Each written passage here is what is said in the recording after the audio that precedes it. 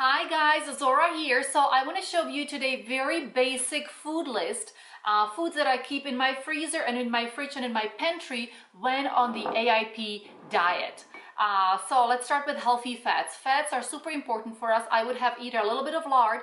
My grandma and my mom always cooked with lard, which is a pork's fat. I always keep some good coconut oil on hand as well, and always a lot of good olive oil. Like, we love olive oil, we put it on everything. We love olive oil. We do want to have fruits. I always keep few apples, organic apples and organic pears, just because they are easy. They're easy to get throughout the whole year, so we always have some to munch on, and of course as many berries as possible. Like, the AIP really recommends not too much sugar, so that's why berries are awesome, because they're full of antioxidants and they're lower in sugar. So berries, oh, yesterday I got an awesome deal, 4 of these for $5. So I grabbed like 8 of them, and everybody loves them. As far as veggies, I always have, back to the fats, always avocados. Avocados go a long way. I always have half an avocado in the morning, another half in the afternoon as a side dish. We love avocados. Carrots. That's a carrot. Carrots and cabbage, either the white one or the purple one. Anything darker is always more nutrient dense than the lighter veggies. They go a long way. Again, available throughout the whole year. You just chop it up with a little bit of sea salt, a little bit of olive oil, and you have wonderful salad, very, very cheaply made. Then I always keep other root vegetables like celeriac root and parsnips. So those are always have for my broth. I try to make the broth usually during the weekend as much as possible, and I just keep it in the fridge for the whole week. And for that I use chicken feed. Check this out. I found these chicken feed actually at Whole Foods. This whole tray is for $1.89. I could not believe it. I usually put 2 of these trays into the biggest Instapot, and it just makes so much collagen, and it's just really, really yummy. I also find these sometimes at the Asian grocery stores, but you know, at Whole Foods I know exactly the quality, what chickens are being used. As far as meats, organ meats, yes, 100% grass-fed liver, and also tongue, beef tongue. Beef tongue is little new to me. We did not have it as kids all that often, but definitely the liver. Like, once a week we would be eating liver, and usually grandma would make them. She would saute a lot of onion. That's the secret to make liver taste good. Do a lot of onions, and then quickly kind of stir fry the liver in it. She would always add a little bit of salt after, because she would tell me if I add salt while they're cooking, then they go hard, then they turn hard. So salt at the end.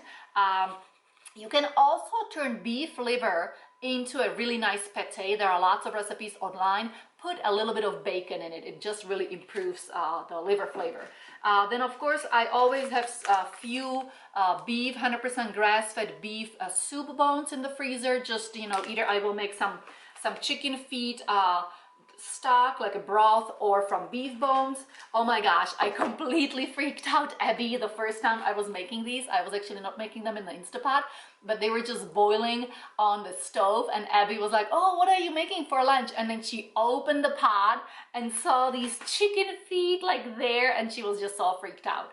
So now we got over it, and she definitely enjoys the broth as well. Something fermented. I always have something fermented. Either we make our own sauerkraut, which is just basically cabbage, sea salt, onions. You can do some cumin, but if you want to stay strict AIP, don't do cumin. But always something fermented, super nice for your gut, and I always keep something in the fridge.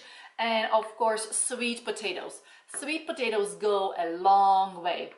I have been enjoying, so these are the orange, the traditional kind of jewel or garnets. I like them too. They're a little sweeter. I've been liking lately these yellow hennas, but I have also discovered this deep purple. And again, the darker the veggie, the more green, the darker green, all purple, the more nutrient dense.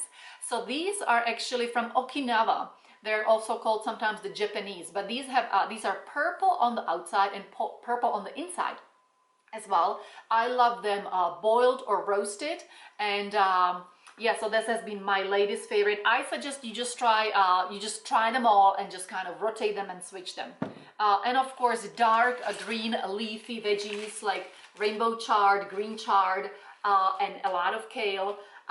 It took me a while to really learn to cook with these two well, so the family likes it, because it would always be a little too bitter or a little too earthy and kids would complain. So lemon juice is the magic.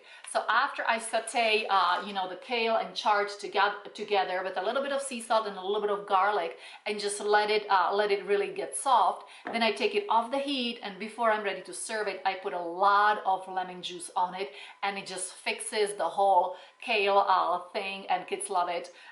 So that's a little tiny tip.